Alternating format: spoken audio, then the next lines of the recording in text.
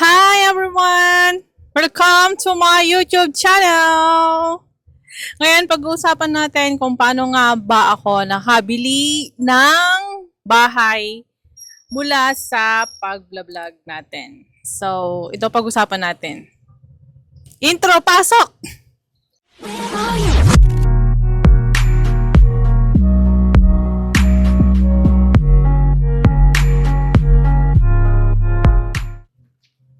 And ito na nga mga kapatid yung nabili kong bahay. So bago natin pag-usapan to, pakita ko muna yung bahay na nabili ko from vlogging. So ito yung ano natin, pinaka gate ng bahay natin. Then pasok tayo sa loob. Tara!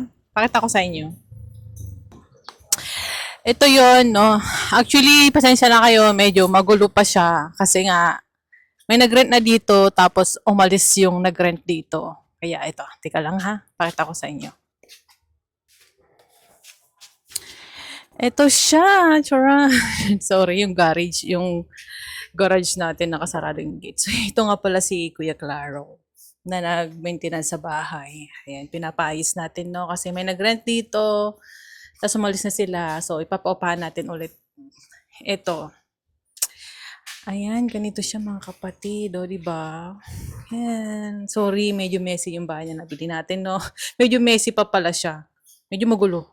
Kasi pinapalinis ko, pinapaayos ko yung mga shower. Ayan, dito tayo sa pinakaloob.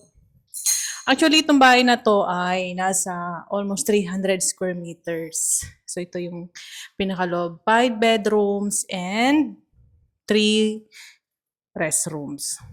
Ayun siya, dito siya. Ayan. O, diba? Gusto sana ni Habi, gusto ko sana dito tumira, pero si Habi ayaw niya. Kasi malaki daw yung bahay. And meron kasi tayong 5 bedrooms dito and 3 CRs. Eh, ayaw ni Habi na tirahan. Alam niyo naman yung mga foreigner, hindi sila masyado minsan mahilig sa malaking bahay. Lalo kaming dalawa lang naman ni Habi. So, okay na lang din na kami na sa kabilang bahay na lang muna kami tumira. And ito siya, yung master bedroom niya. O, diba? Ito naman yung lagayan ng mga, yung eraser niya, kung gusto mo.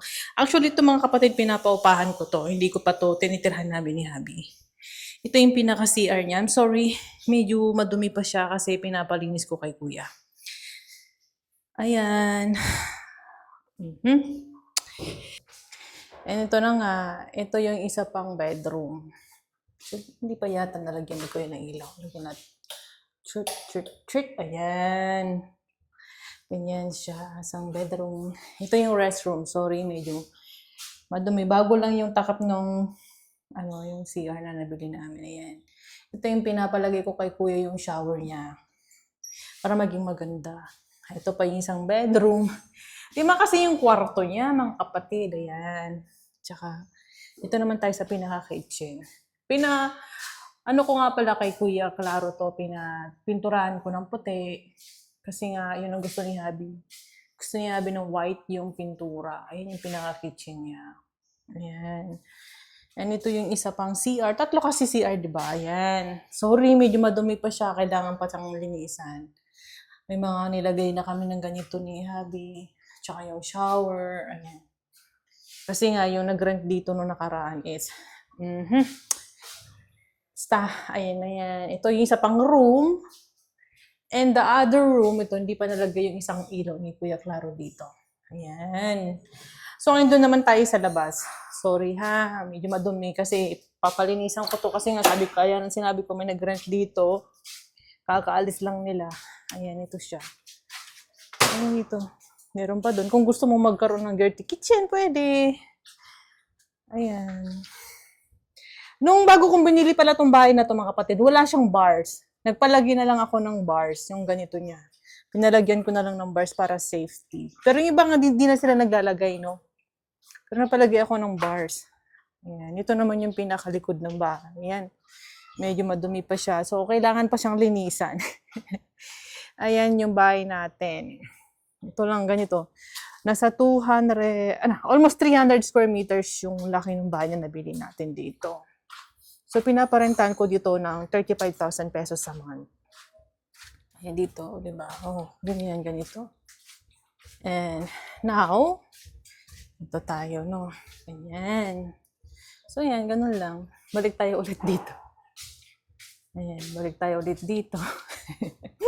Pasok tayo dito. Ayan. Ayan. Di ba? Ayan. Pakaganda, no? Pangarap ko lang to noon. Natupad ko na. Dahil sa pagbablago. Ayan. So, yun na nga. After ko kayo ma-tour, so yun lang lahat. ng kabuuan ng bahay ko na nabili ko to mula sa pag-vlog natin. Alam niyo mga kapatid, no, nung nag-start ako mag-vlog mga 3 years ago, pero ito talaga yung pinaka-goal ko sa pag-vlog na gusto ko mag-vlog, gusto ko mag-ipon para makabili ako ng bahay. Kasi alam niyo naman na hindi mo porket foreigner ang asawa mo ay mayaman. Alam niyo yan. Sabi, ako kasi yung tipo ng taong hindi ako mahilig mag-demand na, hoy, bilhan mo ako ng bahay, bilhan mo ako ng ganito, bilhan mo ako ng ganito. Kaya talaga nung nag-vlog ako, nagsikap talaga ako na mag-ipon. So, syempre alam niyo man noon, ngayon kasi dito talaga sa Facebook ngayon, sa Reels, yung kitaan na ngayon medyo bumaba na talaga yung kitaan. Kasi halos lahat na nga vlogger na, di ba? Alam niyo, halos lahat na vlogger na. Pero noon talaga, sa totoo lang, ang laki ng kitaan. Talaga makakaipon ka. So hanggang nung ito mag 1 year ko na nabili to, last year, nung nabili ko to, nakaipon na talaga ako ng pera. So, lahat ng sinahod ko sa Facebook talaga nagpursigi ako na mag-ipon dahil ito talaga ang pinaka-dream ko na mabili, magkaroon ng bahay. So ito na nga, ito yung bahay na first na napundar ko nung nagbo-vlog ako. Alam niyo guys, kapag kasi nangarap ka, hindi kasi pwedeng ibang tao tumupad sa pangarap mo. Dapat ikaw kumilos ka at magsipag ka. At kailangan pag may dream ka, kailangan pag nangarap ka, magpursigi ka. Hindi pwedeng tamad-tamad. Bawal maging tamad kapag may pangarap ka sa buhay.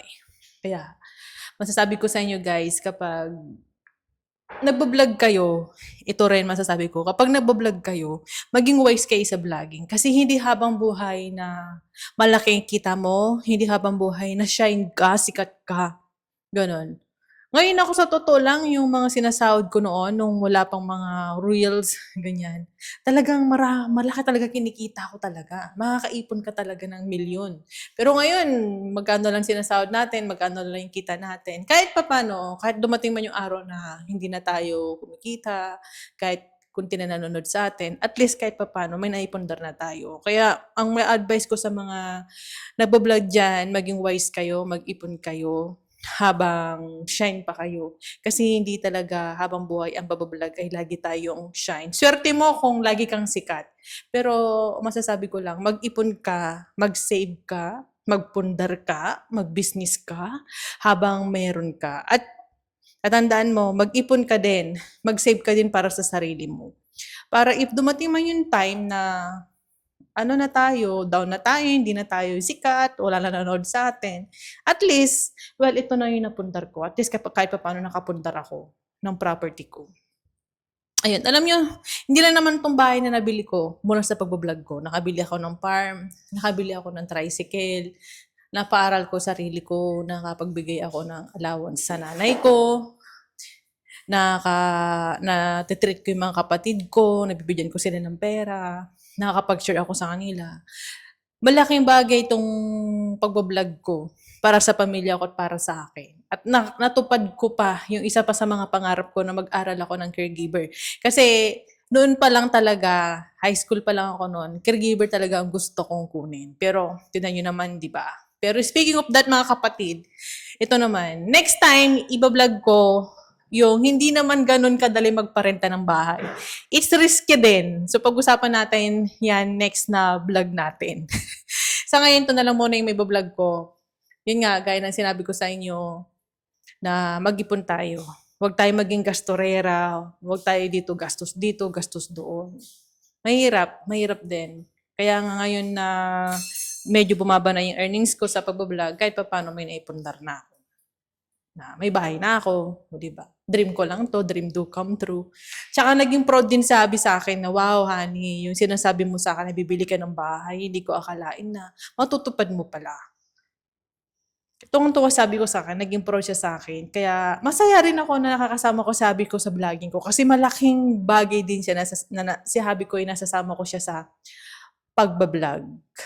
Na lagi ko siyang kasama sa pagbablog. So, ayun nga. So, ito na lang aking masasabi mga kapatid, no? I'm so happy na nakabili ako ng bahay dito sa pagbablog. Actually, 1 year ago ko na to nabili. Ngayon ko lang ulit na ngayon ko lang ulit binag dito sa YouTube channel ko. Para may share ko lang din sa mga nag-i-start na mag-vlog na kapag kumikita na kayo, kailangan nyo maging wise sa vlogging kasi hindi lagi malaking kita natin dito. Magpuntar tayo. Ganyan ang sinabi ko. So yun lang kayo masasabi mga kapatid. Next time po, bablog tayo about sa pagrenta ng bahay. So likely sana may mag-rent na. Kanina may tumingin dito sa bahay na nagustuhan naman niya. Pero di ko alam kung kailan sila mag-move. So, yun lang. O, di ba? Parit natin to ng 35K para may monthly tayong income at para makapagbigay tayo lagi ng allowance sa nanay ko. Yun lang ang makasabi, guys. Thank you for watching. Don't forget to subscribe to my YouTube channel. Thank you. Bye-bye. Mwah!